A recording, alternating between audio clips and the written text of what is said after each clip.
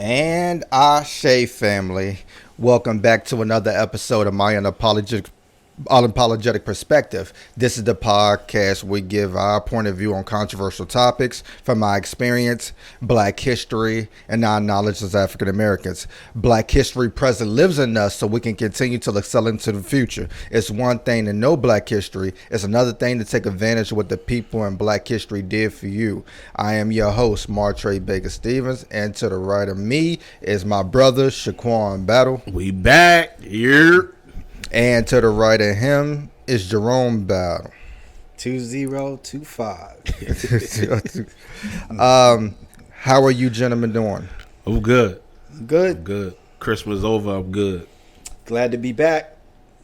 Yeah, it's amazing to be back. It's amazing to be back. I'm glad we was able to come back, and let me just tell people why we came back, because I think a lot of people thought we weren't going to come back. Some people hope we didn't come back. Yeah. Just looking at social media and TikTok and YouTube, just looking at other clips of other podcasts, and other podcasts, it's usually a sports podcast, a music podcast, or just talking about gossip that's going on in Black culture. And I feel like we just have something unique that nobody else offers. And then when I look at our content, when I look at the comments on YouTube and TikTok on just our content altogether, I think it's necessary, because there are other people who talk about the things that we talk about, but the manner in which we do it, which we talk about Black history, and we talk about the news that's going on in Black America. We talk about, we get flowers when we have to get flowers, and we just giving our perspective on important things that happen either now or that happened back then. And it's a family dynamic. So what we have is just something special that nobody else offers. Right. And after what happened with this election, everybody knew we had to come back. Yeah. There's no way we could not have came back after that. And everywhere I go, I see people and they do like this. I mean, so when y'all coming back? Well, we back. Yeah, and like I said, it feels good to be back. And it's outside of this podcast, what we discuss. Black people are normally controversial. They don't want to say what we're sitting here saying in public. So when they see us, is when they tell us how they feel about That's right. Right. what we're saying on the podcast, because I don't want to say they're afraid to say what they want to say, but it's basically we said it for them. Yeah, and that's one of the reasons why we started this podcast, is because that was a main problem in our community, that so many people are afraid to talk about the things that we talk about, out in the open. In behind closed doors, they'll talk about it all day, but they don't want to offend people when they begin to talk about some of this stuff. But I don't even know if they don't want to offend people. They don't want to be viewed differently. Yeah. Most people are worried about how people are going to view them if they say certain things. Yeah. They have a reputation to try to continue or uphold somehow, and they feel like talking about these kind of things changes or could change their reputation that they have with certain folks. And to them, it's not worth it. It's not worth the risk of them doing that. So, have y'all had to tell any white person that, hey, we wasn't talking about all white people, we was just talking about racist white people? no, because to me, it is all white people, even if they're not racist. Mm-hmm. Because I still feel like that in a lot of cases, silence kind of perpetuates the things that we continue to endure. Mm-hmm. Is that because the people who say they aren't racist, they don't speak up when they should. Remember when we talked in this podcast about Malcolm X was confronted by a white reporter one time, mm-hmm. and the reporter was a college student, said, "Hey, I'm of course I'm white, but what can I do to help you in your cause?" And he said nothing. And then a little while later, a couple of months later, he came back and said, the reporter who asked me that, I wish I would have told her, go back to your family, your community, the people that you interact with on a daily basis, and stand up for what you know is right, even if it goes against those folks.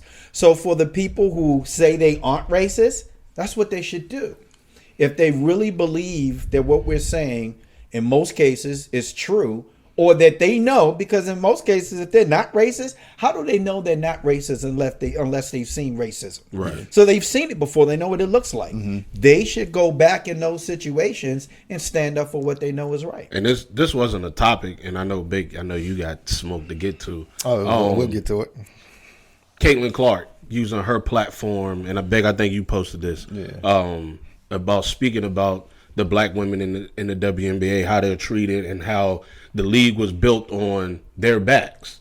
And then I wouldn't look, because I seen a lot of people saying, Caitlin Clark shouldn't have did that, or the only reason she's doing that is because she's what was she, female athlete of the year or something like that.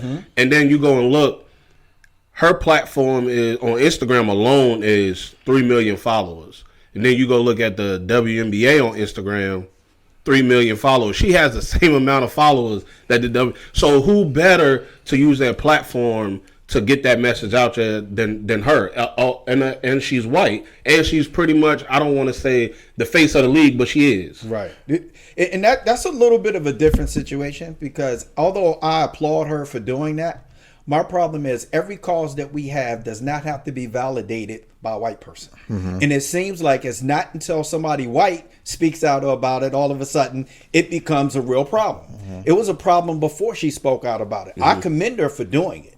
But it seemed to be causing change. Well, why did it take a white person to speak about it for it to institute change? Right. I've always disagreed with that. We should have enough power. In sports, there's no better analogy to use other than sports and music. And I'll give you a great one about hip hop right now. Right now, the black community does not own anything about hip hop or hip hop culture. Right. White America owns that, but had nothing to do with the creation of it, because we give it away or we allow them to take it. And then when we make a stand about it, it's not a big deal because you've already signed over all the rights to the things that are hip hop or hip hop cultural related. We've already done it. There's nothing you can do to go back to change that, create something new and move on. Same thing in sports. We don't own anything, but 90% of the players are of minority descent, but we don't own anything. So we have a voice, but we refuse to use it. Why? Because in most cases, the individuals are winning. They're making their money. They're not going to make a whole lot of noise about it, and whatever happens, happens. But as a whole, it's never going to grow to where we're going to have anything other than what they're giving us, because we're not saying anything. So kudos to Caitlin Clark, but also she's also not just talking about black women. She's just talking about women in general, because this is a true fact. Women do not get the acknowledgement nor the money that they should get for what they do, and in most cases is more entertaining than what the men's do. Right. From college basketball to the WNBA to women's soccer, right? They don't make what the men make. Why? I got a different viewpoint on that. I believe they don't make the amount of money that the men make is because they're just now in their golden era, or they're about to come into the golden era. When you look at from the Magic Johnson to the Larry Bird NBA, wasn't a lot of money being generated. And then if you go to the Bulls and the Pistons and all of them in the late 80s and the 90s, it still wasn't a lot of money being generated when you compare it to what the NBA is now, to where the fourth man on the team is getting $200 million. Right. Because they had to grow that and then go global with the NBA to be able to get the checks that they're able to get. I don't believe the WNBA is still a baby. Right. Still a baby, but the draw that it gets. I'll give you an example. USFL came back and make more money. Those players make more money than people in the WNBA. Honestly, I don't think the WNBA is a big draw. I think women's college basketball is a big draw. Women's college basketball I don't think WNBA is the biggest draw. Not now. The New York Liberty, of course. Do you think it's a bigger draw than it was earlier in, let's say, 10 years ago?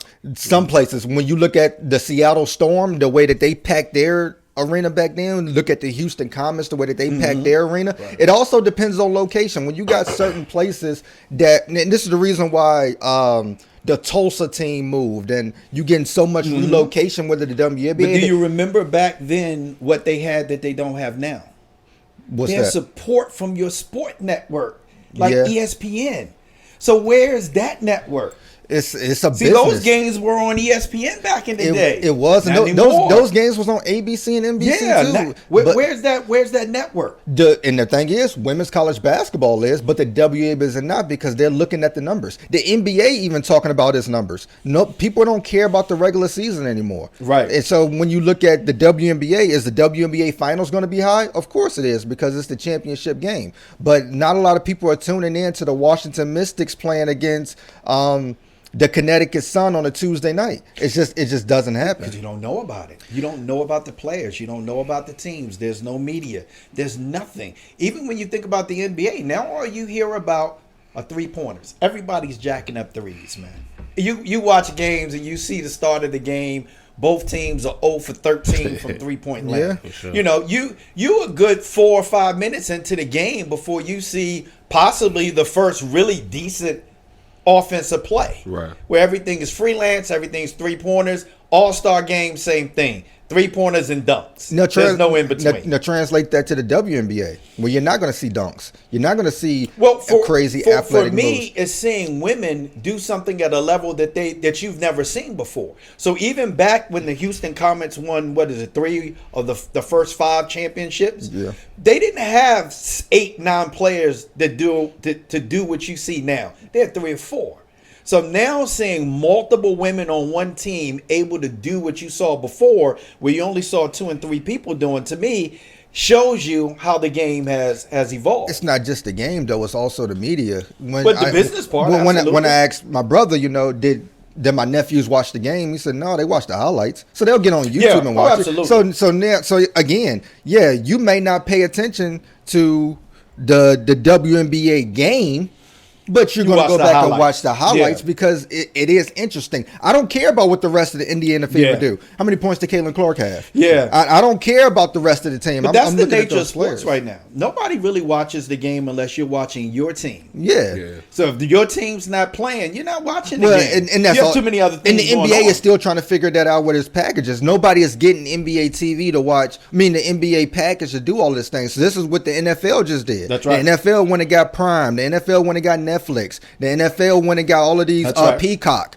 Because these are the streaming services that you are already on, that you are already watching TV shows on, and we're going to put an NFL game on for you. To find an NBA game, if it ain't on ESPN or NBA TNT or NBA TV, you're not going to find the game unless you're there.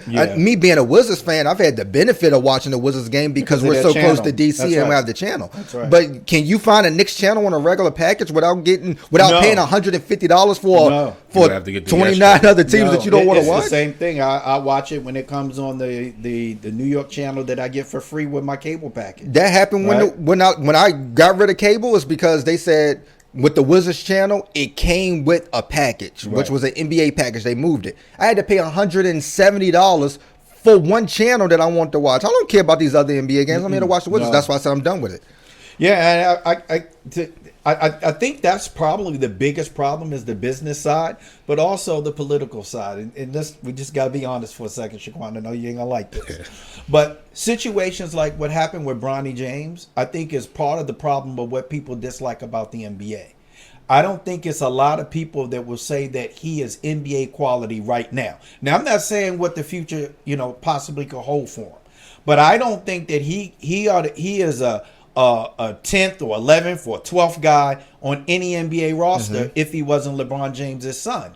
For some people, that turns him off to the NBA, and he's not the only one. I mean, there's a lot of players in the NBA, and sometimes you turn on the TV and you see a guy 37 years old, and you're like, why is he playing in the NBA? Yeah. Right? It's the politics. You have a player that was a role player for many years, and he teaches young kids on the court, and they want him to be a part of the team. Get a motherfucker a coaching position. But here's the thing. He should not be playing in the NBA. Here's the thing. This is the last thing I'll say on this, which is that's what makes the NBA genius. Because they're a business. That's what the WNBA hasn't realized. Yeah, but I just think it does turn people off. It does turn people off, but it turns more people on because LeBron James is the hot commodity. If your son is playing and when he's not in the G League and he's on that bench, players are watching. Every clip is Bronny James, Bronny James. The NBA has learned to work the social media market. They've learned to work the audience. So you think that they have more people saying yes to that than no? Yes, because more people will rather watch Lakers and Bronny James than watch Jason Tatum them shoot threes. Even though they're one of the best teams and just won a championship, nobody cares. But that's like views, and I get you. It's the end result that counts. But it's like views. Because sometimes people watch the game that say, "I can't believe this motherfucker playing in the NBA." You're right, but here's the problem: what you just said about the WNBA, why they're not able to get the money. That's where the NBA grows at, by getting the money. The NBA don't care less if you watching or not. They already have the business deals in place. But it's not going to continue. It may. It's not going to continue. They're going to make changes. If you have every player in the NBA who has a son that's playing now, and you end up giving them a spot on a team in the NBA, you're going to have a watered down version of the NBA. Because a lot of these players are not NBA qualified. That part I do agree with. Because it's actually better to watch EuroLeague basketball because it's actual basketball than watching players pick and roll to get a switch to shoot a step back 3-pointer. Let's see, we basketball fans, so I have no problem turning on the TV watching the Magic versus the Mavericks. If it's free. Yeah, I'll watch that. Then you got people like my kids, who I think the NBA is trying to gear their viewership to. That's why you see a lot of 3-pointers. That's why it's a TikTok page. He has millions of followers, and you know what he do? He just covered Bronny James in the G League. That's it. I'm talking about whether it's a turnover, whether Bronny James made a great pass off a pick and roll. When the Lakers play, my youngest son come in there and asks me every time, did Bronny get in? That's all he care about. That's all he care about. Did Bronny get in? So the NBA is not. It's not geared towards us who love basketball. It's geared to what product can I put on this floor that's gonna make the younger kids watch this. That's why we complain about LeBron James at 40 years old complain about the All-Star game. Why? Because we're used to seeing real basketball at the All-Star game where they're trying to get the 10 and 11-year-olds to watch this game, and it ain't appealing to us. That's true. Yeah. Okay. All right. All right, audience. I'm sorry. We went on a sports tangent. We'll move on. All right. Where would y'all like to begin? Hey, it's on you, brother. You want to start with me? Yeah. You sure? Because mine is going to be a little long-winded, and it's going to be okay. Hey. Boy said he read 3 books. Right. All right. Hold on one second.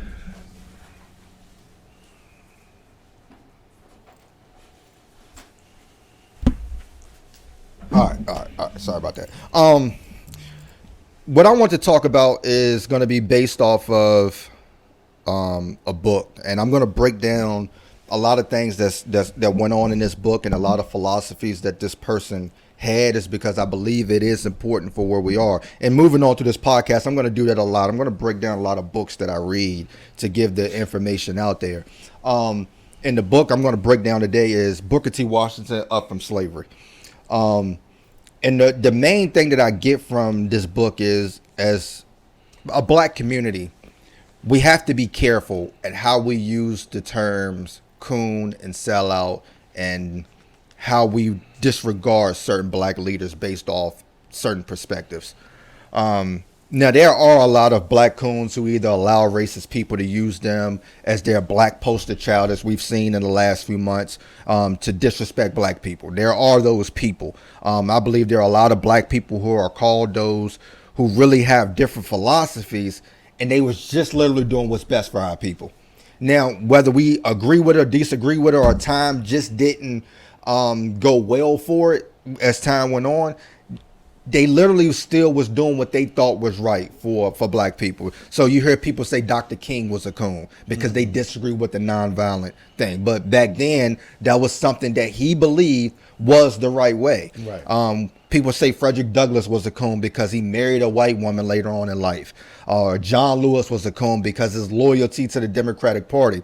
But or James Baldwin because he was gay, or whatever the case may be. But even with that, you can't deny what these black men and women did for black people. Whether you agree with everything that they did in their personal life, who cares? That's right. The fact that they did something for black people to help the black community is important, and that was their intentions all along. What I look at the black community, we love to tear down successful black person. Like that's one of the, like they can't wait. Like even with the Jay-Z thing, they wanted it to be true so bad. You know what I'm saying? They can't wait for somebody that became powerful and became a voice to be able to be dropped down. Like we can't wait to destroy our own people. Right. And that, I believe that's such a bad tactic to have for our community. And we always feel like we got to pick a side. You know, when people bring up Martin Luther King, they already bring up Malcolm X. Right. You know, when you bring up Booker T. Washington, you automatically want to bring up W.B. Du Bois or more people. Or when you bring up W.B. Du Bois, you automatically want to bring up Marcus Garvey. Like, there's just so many times, like, we always got to deal with a competitive nature when it don't have to be. Two things can be right at the same time. But and not to put them on a pedestal, but you don't hear white people do that a lot. When you think about the Constitution being written, and when you look at Thomas Jefferson or Patrick Henry or any of these other people who wrote important parts of the Constitution, they don't call Patrick Henry a sellout because he didn't want guns. Right. That's right. They just treat him as a leader who had different philosophies of other people, and that's some of the things that we need to do. But we always got this competition mentality. No, black leaders aren't perfect. Are there some things that they could have or would have or should have did differently? Maybe. You know, people get mad at Frederick Douglass because he didn't teach his wife how to read and write. Maybe. Could he have done something different? Maybe. I don't know. But that can't deny what that man did for the black community. Right. You know, if the FBI files are true and Dr. King was out here being a hoe, do you really think that takes away everything that he did? Could he have changed some things in his personal life? Yeah, that's between him and Coretta. And that's between him and his family and his kids. But what he did for the black community out in public is still important. And the one person in black history that it did it to was Booker T. Washington. And when it comes to that, a lot of that is due to what W.B. Du Bois did. For the people who don't understand why Booker T. Washington is put in that light, is because W.B. Du Bois came in and totally disagreed with what Booker T. Washington was saying. Booker T. Washington believed that black people should be self-sufficient.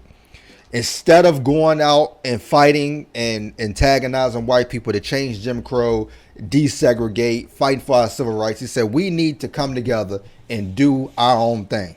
We need to build up our communities. We need to learn trade, skill, and labor. We need to build businesses. We need to do all of these things. And then once that time happens, they're going to want to give you your civil rights because they're going to want to be a part of what it is that you're doing.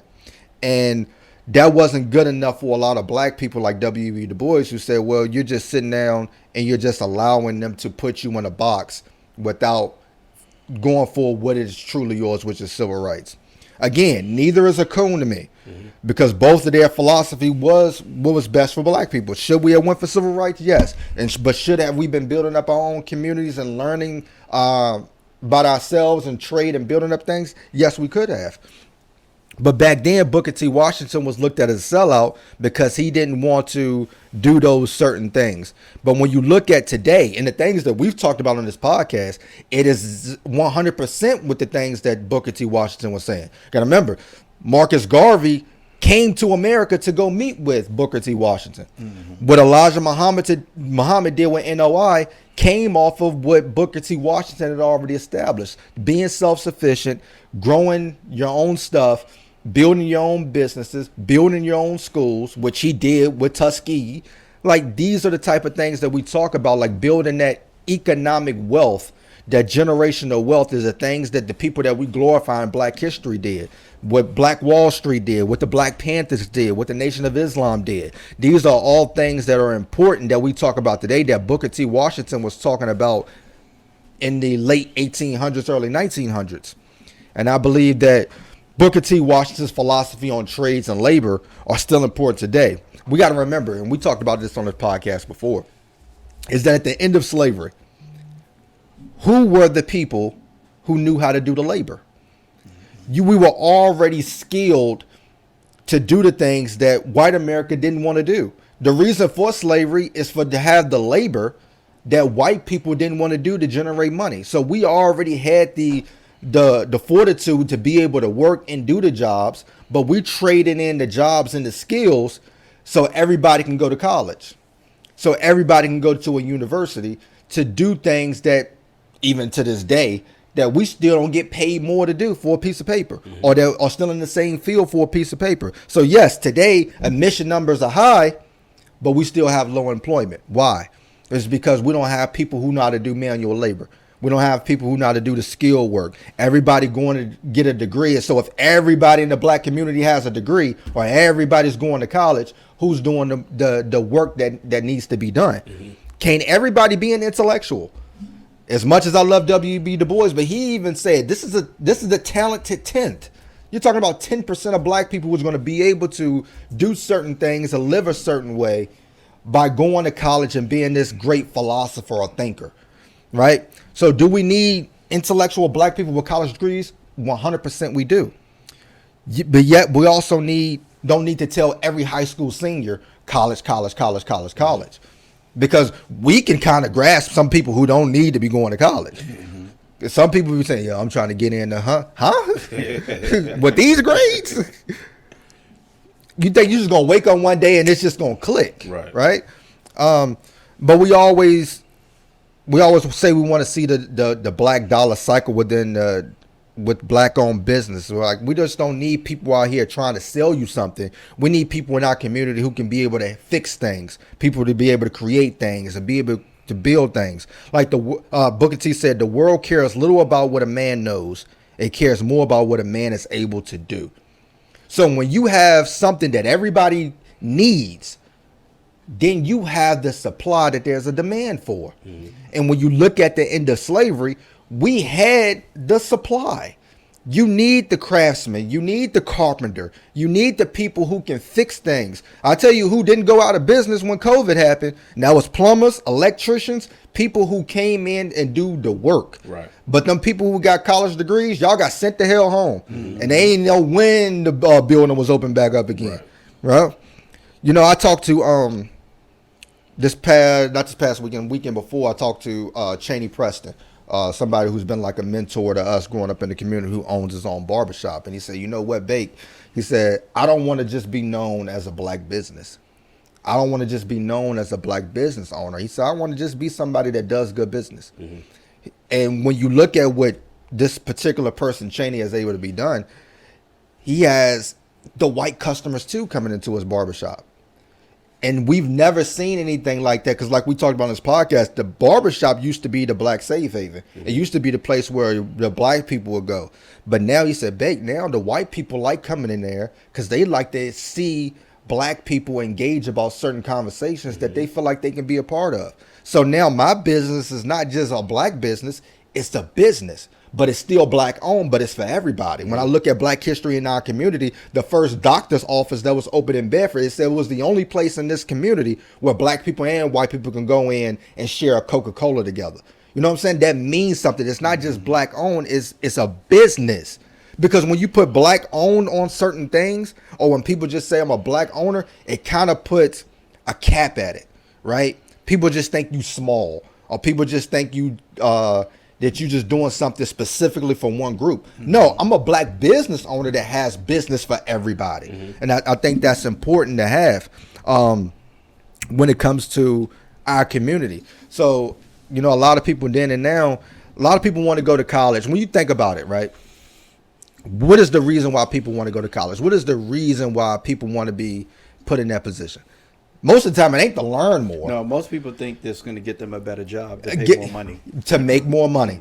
Or to make more money without doing what? The work. The manual labor. Doing the manual labor part. So the most powerful people in the world are people who grow their own food. You think about it. The grocery store owner ain't the most powerful person. He got to get the food from somewhere. Right. People to supply the product. The people who can supply it. So the people who are on the fields growing the food are the people who are important. You know what I'm saying? You know, to tell a black kid to be a plumber, they might laugh at you. I don't want to be no plumber. Most people they're gonna say no. They're gonna say no. Yeah. But go look up how much a plumber will charge you to just come look at your shit. Literally. Once you get that journeyman's license, you can work for yourself. And a lot of our people don't understand that because they just look at manual work as something that they don't want to do. And when you look at the vocationals and then you look at the trades, those are the place where you're able to have a high demand for money. Right. Like even for a barber. A barber basically bases his income based off how many heads he cut. So if I charge $30 a head and I cut 10 heads, that's $300. That's not including the tip. So if I do this every day, it's based off my workload. That's right. So and then you look at the people who want to go to college, we based off salary. They tell us what it is. That's So even if I go take out the trash and that ain't on my job description, I don't get paid no extra more for money that. for that. You know what I'm saying? So when we look at just trades from a whole, you know, we're about 6% when it comes to the tradesman's workforce. 6%. Even with the college degree, our unemployment rate is twice as high as others with the same education. 60% of black graduates are underemployed, like myself. With that piece of paper that don't mean nothing, don't make me more money. Really can't go nowhere else and make more money. Doesn't really mean anything. But a bunch of debt I got to pay back. That's right. You know what I'm saying? 50% of blacks don't even finish college. That's a high number. That's more than half people that go to college that, their family's so proud, they don't even finish. But you still got the debt because you still took out student loans for those first few years. And you just look at, so just from that aspect, I'll stop right there and I'll let y'all chime in on just that aspect of what Booker T was saying. I agree. You know, I've always said, you know, you have consumption and you have the ability to produce. So for the first few years of your life, you're consuming education. You're learning everything you possibly can learn. The minute that you graduate from high school, you go from an asset to trying to figure out how to become a commodity. How do you produce? And most people never figure that part out. Is how do you become a productive part of society? Yeah. And to do that, you have to be able to produce. Yeah, education is great, but again, that's consumption. You're consuming, you're learning, you're getting intelligence, you're doing all those things, but then you have to figure out how to turn that into producing. Right. And most people can't figure that part out. But that's huge, because I think that's when you start seeing people have their struggles and figuring out, how do I turn this into something more than just education? A lot of people struggle with that. And that's one of the things that Booker T said when he went down to Alabama to start Tuskegee. Of course, they didn't have anything. He had to find a building. He had to do all of these things. He went around into the community, the neighboring communities, to see what it was like for the people there. And he said he would go in homes where it was one bedroom, little food, bunch of kids running around with dirt and all that stuff on them. Couldn't even clean, couldn't bathe themselves. But it was a kid in the corner reading French. What are you going to do with that? That's right. So when you get the education, it's important, but how are you going to make money off that? If you come from this community and you study in French, what is that going to do for you? And how is that going to change your situation in your living career? So you have to be able to be educated on something that can be tangible, right? They call it SMART, right? Specific, measurable, relevant, and time bound. That's right. Can you be smart about your education? That's right. Because being educated and going to just get a college degree on courses that you're not even going to remember is one thing. That's right. But I took a bunch of courses and I'm like, why the fuck am I in here? It had nothing to do with my degree. I mean, I think sometimes people get lost in some of the terminology too, because when it's called you want the further education or higher education, right? So being educated is different than being intelligent. Yeah. A lot of times being educated is that you learn a lot of different things you probably won't even use, that make good for conversation pieces. That means you can have a discussion with people about a variety of things. Yeah. It makes you educated, right? Excellent. What do you turn that into? I could find a wino outside the liquor store. Probably, to do yeah, that. exactly. Yes, yeah. So how do you turn that into producing? And a lot of people can't do it. Yeah. But it also goes back to when you have somebody who work with their hands, Yeah. especially coming from a black community, even back to slavery, where they had an opportunity to be free. The first thing they wanted for their family is to not have to do what they did. Mm-hmm. And a lot of times we were made to believe that we were only good for slaves Yeah. because we lacked the ability to learn. And we wanted to disprove that Yeah. because we knew that we were smart. So we wanted our kids, our grandkids to go out and disprove this theory about us being unintelligent. We got duped. We got duped. But we wanted, but as you said It was- before, it's some good things they to get were winning. doing and saying what they thought was best for their people at Yeah. the time. Just like you said, Yeah. you can agree or not agree, but at the time they thought they were doing the best for their people. Yeah. You know, I don't want my kids to be a sharecropper. I don't want my kids to be a farmer. I want them to get educated. I want them to be better. But also they had a different reason because they figured the smarter you are, the more you can learn the system to be able to change things so we don't have to continue to go through this. So it was about, again, taking that and then producing, right? And sometimes when we talk about producing, we're always talking about monetary things, right? Producing doesn't necessarily mean monetary value. Yeah. And I think that's important to know too, is that you can get that education and you can produce and not really create more money or generational wealth. But you can create a new group of people that can go out and produce. Yeah. So it's like being a fisherman to teach other people to fish, right? You may never make any money off of it, but you just taught a bunch of other people how to go out and earn a living, right? Hopefully they'll go out and do the same thing. So each one teach one. So there's multiple ways to produce, but you have to figure it out. And I just want to ask a question, Okay. Because it's something that you said in your plot that I think makes a good segue for something else as well. Who determines someone's legacy, and then what determines their legacy? Because we talk about, you know, with everything that Martin Luther King did do that a lot of people think was positive and great, you always have somebody else that's going to bring up something else, and then that becomes the narrative. You know, was he a hoe? Was he a homosexual? And same thing with Malcolm X, because we still refer to him as Malcolm X, but in his last years, he did not call himself Malcolm X, right? But nobody really talks about it. In fact, we never really talk about that because we're determining what we think his legacy should be. You know, I say this all the time. Just using the sports analogy, that one of my favorite football players, your kids will never hear about, O.J. Simpson. When they hear about him, his legacy will be the murder that he got found now guilty of, right? So his football legacy, even though he still holds some NFL records, they'll never know about him. Yeah. Pete Rose, who's not black, your kids will never know about Pete Rose, who still to this day holds some records that probably never will be broken.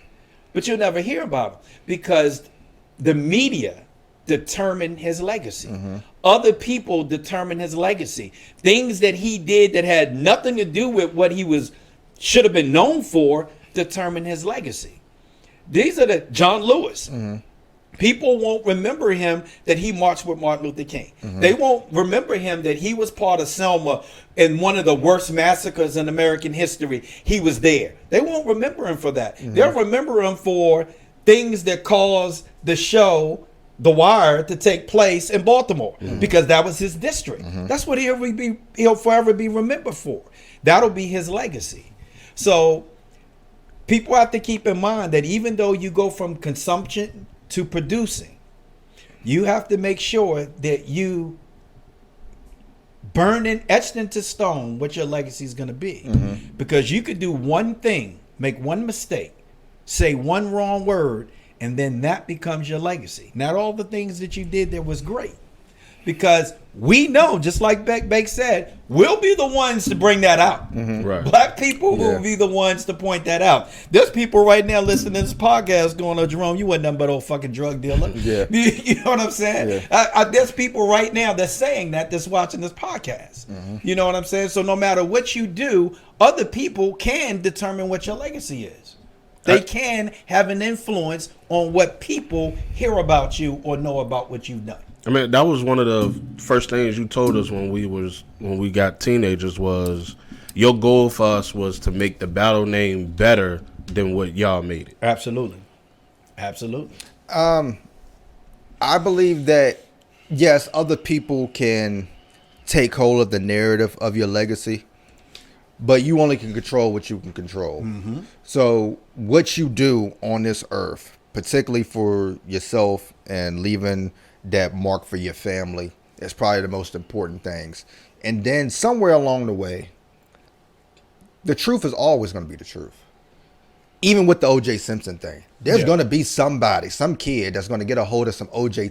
tapes and say, who was this guy at USC?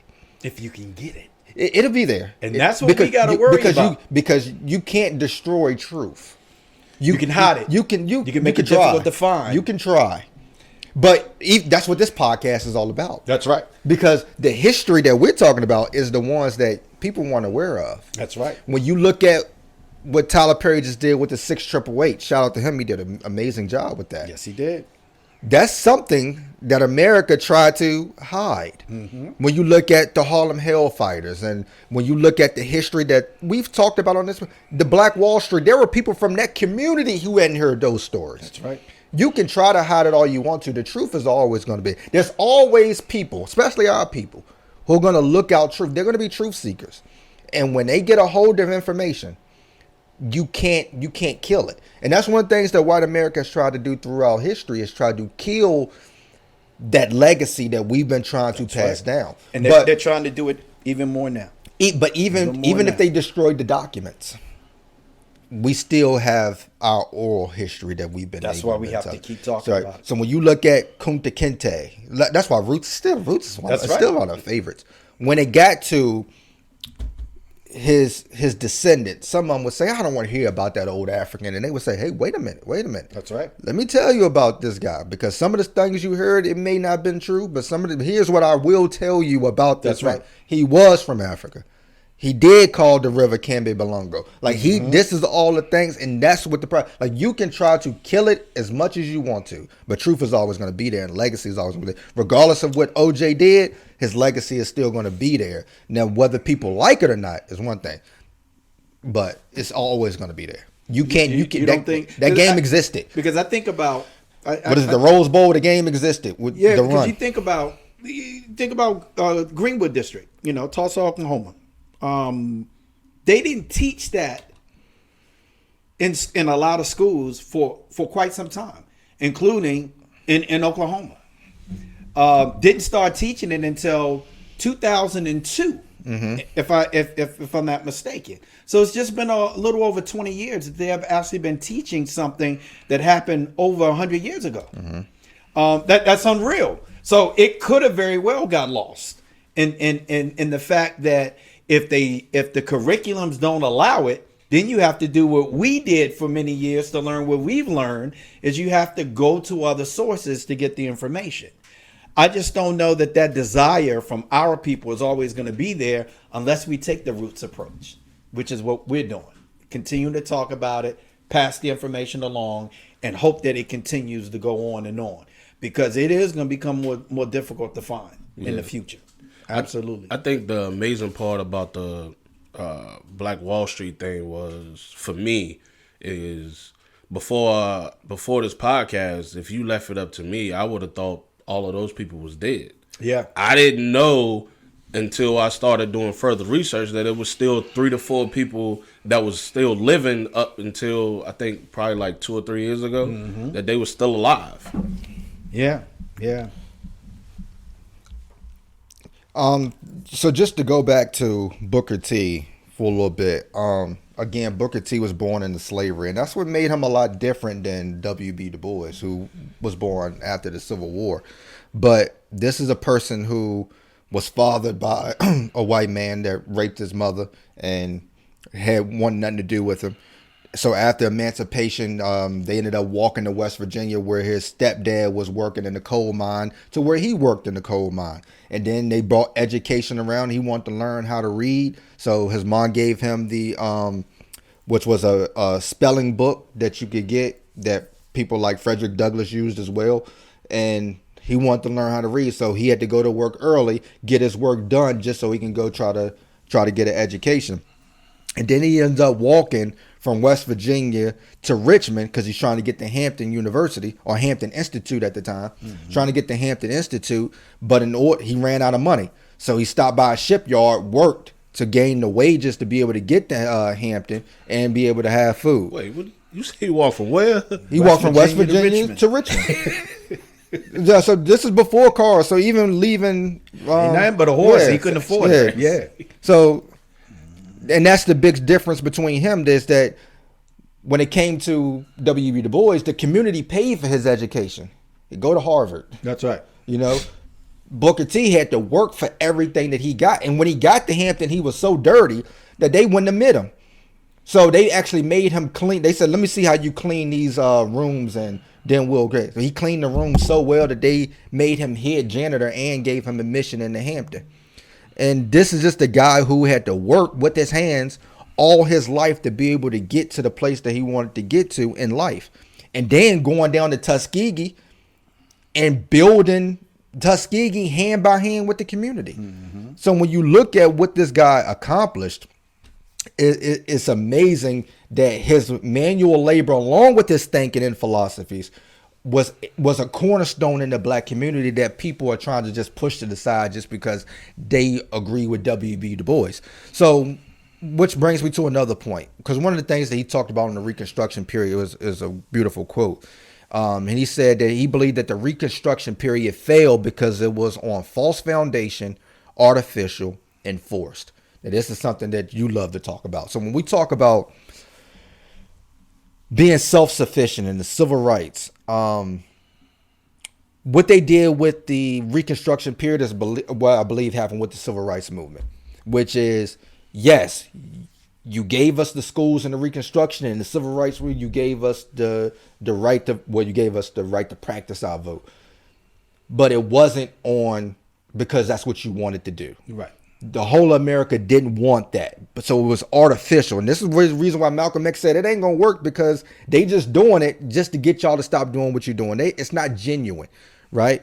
And he said, it seems to me that the ignorance of my race was being used as a tool with which to help white men in the office.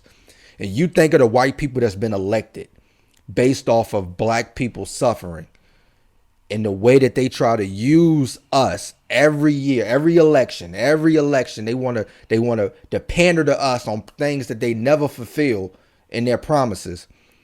And that's where he was like, politics is not me. Now, we need politicians, yes, but we don't need everybody to go to school to try to be a politician, because it's not going to help. But when you have a community, it's how you change things. Mm-hmm. But when you just continue to allow these political parties, or you allow these people to do stuff for you, and it's not real, it's not genuine, that's right, then they're going to continue to string you along. And we seeing right now in 2025, we still getting that from this past election.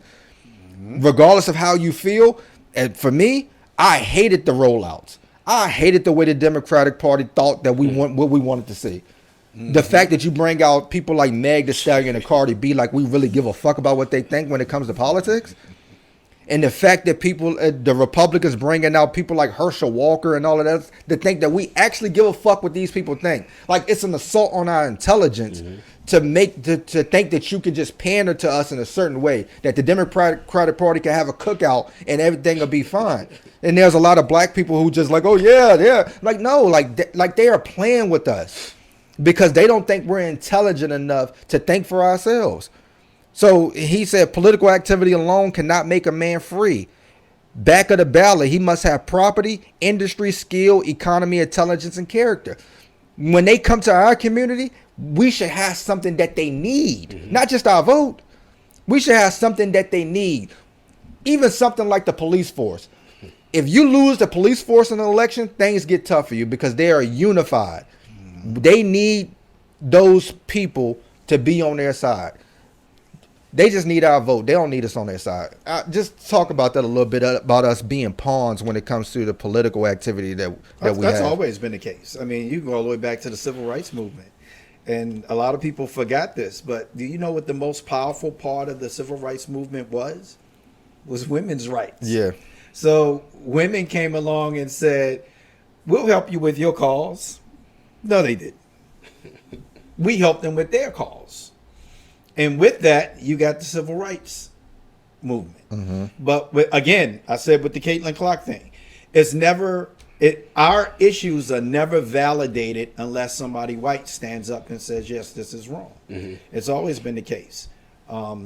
Kennedy, when the Kennedys spoke about civil rights and mended a relationship with Martin Luther King, all of a sudden it became real that this exists, when it existed long before there was a Kennedy. But that's always been the case. And they're going to always use us for elections because the main objective is not necessarily to help, it's to win. And I don't know when people are going to realize this. It's all about winning. People forgot in 2016, what did Donald Trump say he was going to do about the violence in Chicago? He said he had a plan that would fix it overnight. Right? So he didn't win. He didn't win in 2020. But in 2016, he said this. But then he didn't do it.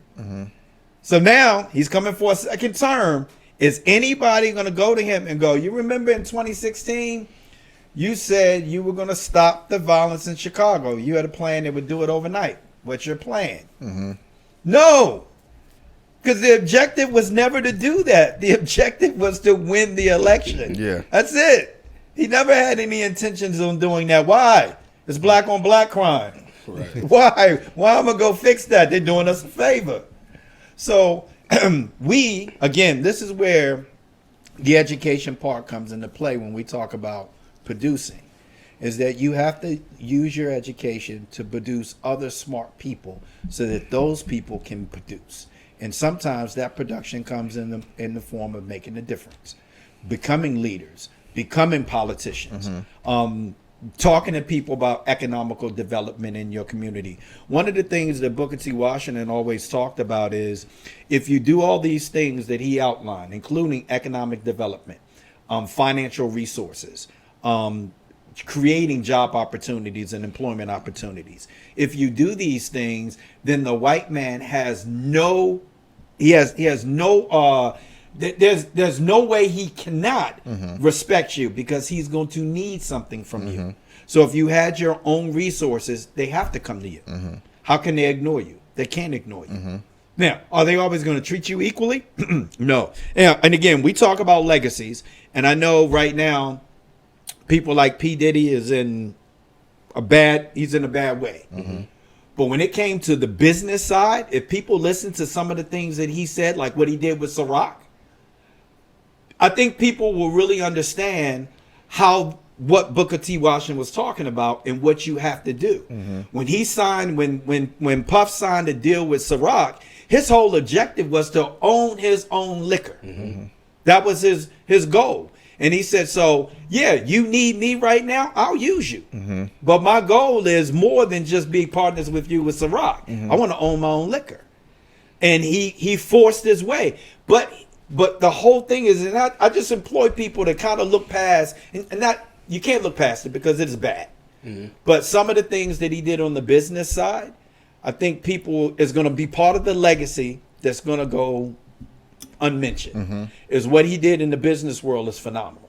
What he did in his personal life is fucked up. But what he did in the business world is phenomenal. Yeah. Same thing for Bill Cosby. What he did in the business and professional realm was things that I think people should patent what they're trying to do.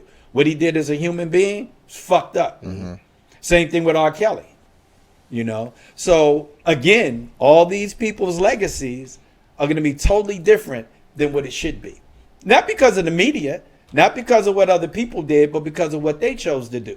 So this is the other problem that you talked about it before, Bake, as black people, we have to remember when you start doing good things, you don't get the same privilege that white America gets. Just because you did things like Booker T. Washington said, where they have to recognize you, does not give you the same privilege that white people have. So you're not going to be able to abuse people. You're not going to be able to do that and get away with it. You might get away with it for some time, but eventually they're going to bring you down. They're going to bring you down because they have more reasons to bring you down at that point. Yeah. But it's going to happen. The last thing I have on this, and you can kind of jump in on this, is I love our culture, and that's one of the things that W. Du Bois was able to establish, because his philosophies and thinking was able to, the talented tenth was basically help grow what we call it the Harlem Renaissance, that produced these massive amounts of culture, whether it's art, whether it's music, whether it's writing, whether it's dance, whether it's fashion. Like, it put that on a pedestal, and that became our culture that everybody thought just was, right? And as much as I love our culture, that's not everything within our culture that people believe it is. And I believe that we have to go back in order to grow our culture out of some of the disgusting things that are within our culture. We have to prioritize community. So it has to be community over culture, because when you put culture over community, you put in things that could be harmful on our community, i.e. hip hop sometimes. It could be detrimental to us. When you think about what Boys in the Hood did John Singleton have great intentions? Yes. He wanted to put what was happening in the backyard into the hands of America. But what it did was it made it look like this is just our culture. And then people kind of loved it, and then it became detrimental to other communities outside of Los Angeles, where gangs and violence and all this other things, because people glorified it. But when you look at, let's just look as a vegan, I'll just use this as an example, that we have the highest rate of any other race that's becoming vegan. That's at 8%. That's now becoming part of our culture. As much as I love soul food, as much as I love that culture that we have within food, it's not the best for our community. And we have to be able to change things. So in order to grow our community, we have to be real about some of the things in our community. As much as I love hip hop music, we have to go back and we have to look at some of these things, because when it's 7 and 8 year olds twerking on things, we have a problem now. So your culture is now affecting the community. So we have to go back to community first to be able to help grow our culture, because it is important. Like, we have to have people, black men, black women, who are able to teach our children the right things, and that could become a pivotal to our culture. Yes, we can still have the fashion, we can still have that's embedded in our DNA. It's never going to go anywhere. Right. But we still have to be able to have these things to teach our children how to change a tire, how to cut grass, how to fix things at home. Like, we need that, because we don't need 50 basketball trainers. That's right. If you put on social media, hey, I need somebody to train my kid and such, you're going to get all kind of replies. But if you put somebody, hey, I need my kid to teach how to do this, how to do that, how to do plumbing, you're not going to get a lot of answers, is because we don't look at that as our culture. But it should, or it was, and it still should be, but somehow it got lost. So in order to advance our culture, we have to sometimes get out of the norm, right? Because one of the things the Booker T said, he says, no race can prosper till it learns that there is as much dignity in tilling a field as in writing a poem. And when you have people who understand that, we won't have 50,000 trying to be a rapper. That's right. We have every kid trying to be a rapper or an athlete. You know what I'm saying? So what are y'all thoughts just on that? We'll close. I think as much as hip hop has done for the culture, it's definitely moved the culture forward, but it set the community back. Yeah, and it's based off something that was based off community. So you pull all these resources together, you do this thing. It was a beautiful thing that turned into something just to make money off of. Right. So, and then also with that, like, you know, my daughter, she takes French in the 9th grade, and she was, after like 2 weeks in it, she was like, I don't know why I picked French. And I'm like, Sonny, you have an opportunity now to teach me something that I've never learned a foreign language. Yeah. So now you have the ability to teach me. You have the ability to teach your brothers a foreign language, where now, okay, when we look back 50 years from now and my great grandkids saying how we're able to speak French, we can pinpoint Asante Battle was the one that started taking French as the reason why we learn French within the community. Also, you can start teaching people outside of your race French. Yeah. So as you know, just like you said, if you put on social media who needs a trainer, you know, you're gonna have a lot of people saying, hey, I do this, I do that. But if you say, hey, I need somebody that's gonna help my son with his math, it ain't gonna be too many people on there. Yeah. How do you add something to a culture? You know, for us culturally, sports and music are usually your top two things. Either your child's athletic or your child is talented in the dance or music, right? And a lot of that comes from things that they see in the household. A lot of it is natural, but how do you know you can sing unless you've heard music? So obviously the things that you see early on in life are the things that kind of mold what things you may be good at or things that you may be interested in. How do you add things to that culture? Instead of music, instead of sports, how do you add books? The funny thing is, it's always been there. It's there. We just don't glorify it. Well, it's accessible. It's accessible, but how many households have books? Right, and that's why I said somewhere in the translation it got lost. Yeah. But historically, that is a part of black culture. Without that, you don't get black inventors. Without that, you don't get talking about people like W.B. Du Bois and Booker T. Washington. But that's part of the problem. And real quick, I watched the excerpt of an old movie the other day, and the movie was a teacher teaching his black kids in his classroom about black history. And one of the kids said, and wasn't just about American black history, it was going all the way back to Africa. And he was talking about kings and queens and inventors and doctors. And the little boy said, that's good. I mean, it's good to know that there were black queens and kings. It's good to know that there were black inventors and black businessmen and women and all these black people who did great things. But where are those people at today?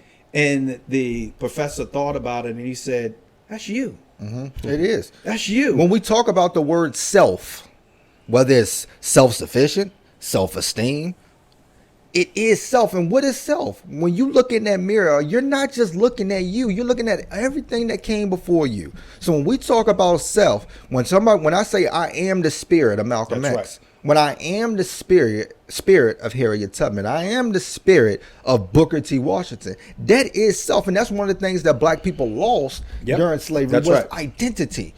But somewhere on those plantation fields and afterwards, we found it again. But we have to be able to incorporate that into the culture that we glorify. Because what everybody else sees is our culture, but we know within our culture we're made more than just athletes. We're way more than just musicians. We're made more than these things. So it's important for us to try to advance that. But the problem is now other people who glorify it is that the people within who don't have the information, who think that's all we are. So every kid want to be a rapper. Every kid want to be LeBron James. Every kid wants to be an entrepreneur. But going back to what Booker T was talking about, being skilled labor is also our culture. That's right.